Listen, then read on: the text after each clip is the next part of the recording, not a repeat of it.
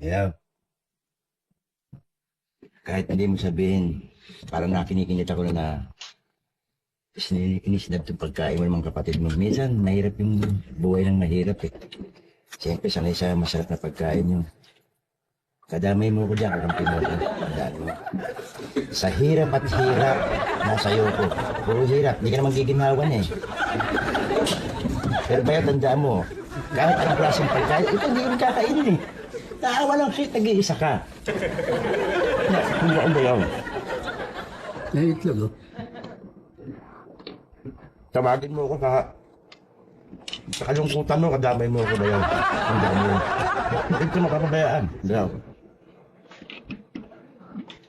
Bayaw. Bayaw. Kita mo ang Diyos, nahihinin ako. Diyos, ang Diyos. Dadali. Ba't tanda magmamahalan tayo pag tanggam nun, eh? Thank you, bayaw. Pinutusan mo pa ako?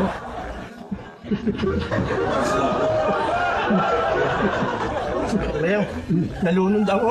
Nalunod ako. Pumasok sa ilong. Kaya bumalik na. Hindi.